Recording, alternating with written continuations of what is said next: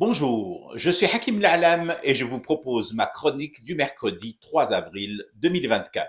Elle s'intitule À combien de millions d'exemplaires se vendra le prochain album country de Beyoncé? Des fois, je suis bien obligé de me pincer le bras et de me le pincer fort pour me convaincre que c'est la vraie vie et non pas l'un de ces stupides jeux vidéo violents. Israël a rasé le plus grand hôpital de Palestine occupé, Esh-Shifa. Ces engins y ont enseveli vivants des dizaines et des dizaines de corps de femmes et d'enfants, de patients, de soignants et de personnes en visite. Et de quoi parle le monde libre? De l'adoubement de Beyoncé par l'icône de la musique country, Dolly Parton. Une ou deux chaînes TV ont touché un mot, mais ont flouté les images de ces corps de Palestiniens enterrés de moitié. Ces documents peuvent heurter, donc nous avons choisi de les masquer. Ben non, masque rien, Rouya. Pourquoi les otages israéliens, vivants ou morts, tu me les filmes sous toutes les coutures, si j'ose dire, et les victimes palestiniennes, tu jettes dessus ce lourd voile du floutage.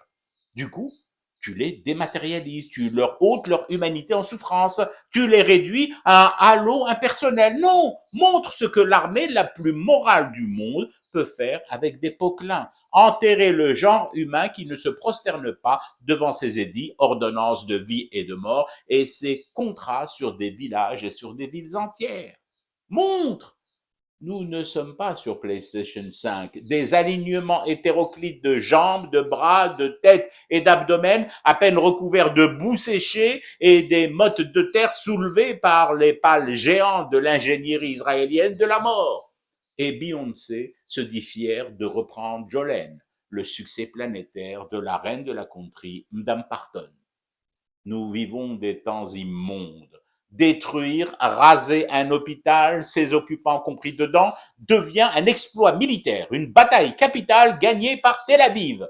T'as même des généraux, des polytechniciens du plateau TV Pige Bouffe qui t'expliquent doctement que Benjamin Netanyahou a marqué des points.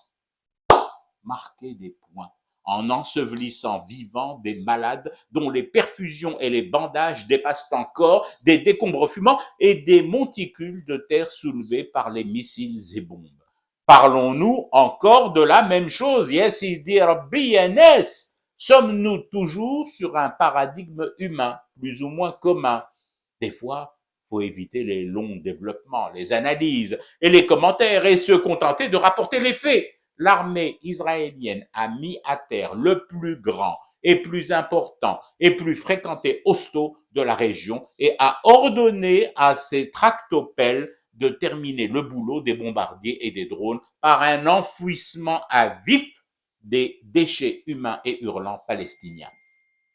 Il n'y a plus besoin, après tout ça, de rajouter quelque chose. En l'état, juste en cet état de fait avéré, documenté, filmé, photographié, mais censuré par la volonté, nous dit-on, de ne pas choquer la sensibilité des téléspectateurs qui sortent peut-être du concert de Beyoncé et vont allumer leur télé en rentrant chez eux. Juste sous cet angle, Netanyahou devrait déjà être en chemin pour la Haye, menottes aux poignets et chaînes aux chevilles. Mais non, bien sûr que non.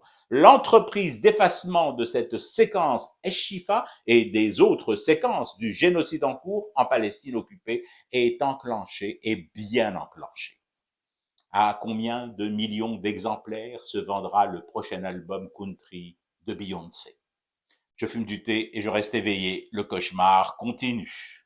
C'était Hakim Na'alam. Je vous retrouve demain pour une autre chronique et une autre façon de dire son amour à l'Algérie.